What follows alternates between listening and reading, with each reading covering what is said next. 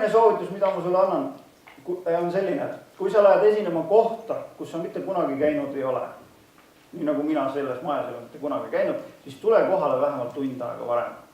Mina teadsin, et 13.30 peab minu esinemine algama, mina olin siin kohal 11.40, ma istusin seal taga, eks, vaatasin, kuidas Liinal läheb, ma vaatasin, et mis siin ruumis teha saab või ei saa, kuhu ma võin liikuda, mismoodi see asi tehnika siin võiks toimida.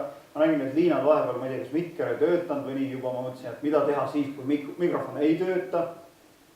Ja teate, mina olen oma olemuselt väga valju häälega tüüp, et ma saaks ilmaga hakkama. Aga mulle Martin nõudis, sa pead mikrofoniga rääkima. Nüüd aga mikrofoniga seoses. Kas kellelgi teist on mikrofoniga ka halbu kogemusi? Aga milline on see sinu halb kogemus? See kõlar, kui seda väga vastikult tähendab. Vilised, jah? Okei, veel midagi?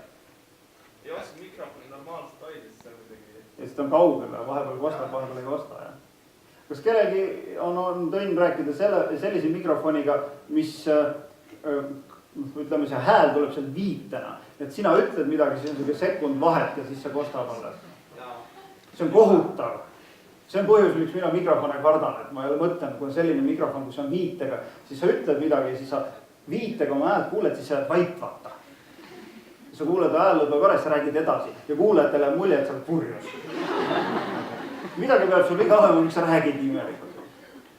Nii et kui sa tuled varem kohale, täna on siin suur ruum, siin ei ole midagi väga palju sättida. Kui sa esined väiksemas ruumis, siis sa vaatad, et kas sa pead lauad ümber tõstma. Sa pead vaatama seda, et kuidas see pilt, mida sa seina peale tahad näidata, kuidas see üldse välja paistab. Ja kui sa tahad videosid näiteks näidata, siis varem tuled kohal, pead selle video, mida sa näidata tahad tööle ja lähed istud sinna tagumistesse pinkidesse ja vaatad, kas midagi üldse näha on. Videod, need on tavaliselt tumeda põhja peal ja kui ruum on ülevalgustatud, siis on võimalik näha midagi. Sama võib ka sinu slaididega olla. Nüüd oletagame, et siin on see ekraan, kuhu peale ma täna neid slaide näitan. Mul oleks võimalus seista siia poole ekraani, ruum mul võimaldab, ja mul oleks võimalik seista siia poole ekraani.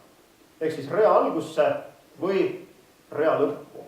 Kuhu sa soovitaksid mul seista, kus on loogiline? Lõppu. Rea lõppu, miks? Rohkem liikumisruumi. No okei, selles ruumis, aga võib-olla ma saan sikutada selle siia, et mul liikumisruumi on ühe. Miks rea lõppu? Siis kui sa loed, siis ei lähe ekraanile. Tegelikkuses mitte. Vaata, kujutage ette nüüd, et siin on slaid ja siin on need tekstid, nagu nad tulevad, punkt 1 siiani ja punkt 2 siiani. Nüüd, kui ma tahan seda punkti näidata, eks ju käega tahan sellele osutada, siis ma tulen siia ja mis juhtub, see pilt on mul kõhu peal. Mina ei taha olla see tüüp, keda te olete võib-olla koosolekutel näinud, kes paneb selle projektori sinna laua peale, näitab teile midagi seina peal ja siis seisab, pilt on kõhu peal. Et esiteks, mina seisaksin sinna, kus on rea algus, sest esiteks neid punkte on osutada lihtsam. Kujutage ette, et kui siin on punkt 1, punkt 2, punkt 3, punkt 4, siis seda rea algust käega on lihtsam osutada. Ja teine põhjus on veel ka selles, et kuidas me loeme. Me loeme ju vasakult paremale ja siis läheb pilk rea algusse tagasi. Ja kes seisab rea alguses, seisad sina. Nii et tule varem kohale, pane kõik oma käeala järgi valmis ja siis vaata, et mis seltskond sul siin kohale tuleb, mis inimesed siin on, mis õhkkond siin on. Mina vaatasin, kuidas toredasti Liinale kaasa elas, ta andis mulle enesekindlust, mõtlesin, et mul siis kehvemini ei saa minna nendega väike small talk, et kuidas on läinud ja sellega saad juba omale tuttavaid sinna saada. Kui sa lähed kohale 5 minutit või 10 minutit varem, nii nagu paljud teevad, siis võib vabalt sinuga juhtuda midagi taolist, mida te ilmselt olete ka näinud. See on esinemise algus, mis näeb välja umbes nii, et siin on esinejal arvuti, siis ta kohmitseb siin ja siis ta läheb näost järjest punasemaks ja siis ta tõstab pilgu ja küsib, kas oskab keegi pilti seina peale panna. Anna käega märku, kui sa oled sellist algust kohanud. Peaaegu kõik, eks ju, nii tuttav. Järgmisel korral, kui te sellises saalis istute, oletagame, et see, kes peale mind tuleb järgmisena ja ta peab siin pilti seina peal tegema. Kui ta tõstab pea ja ütleb, et kas oskab keegi pilti seina peal panna, siis teed ehk nii. Ei oska. Vaadake, kuidas ta sellest olukorrast välja tuleb. Mina ei tea sellest mikrofonist mitte tuhkagi, aga kui ma olen varem siin kohal, siis kui te sinna lõunale läksite, siis oli siin keegi tore abiline, kes möllas selle mikrofoniga, näitas, kuidas see töötab ja ma kohe igatepidi proovisin, kuidas sellega lood on.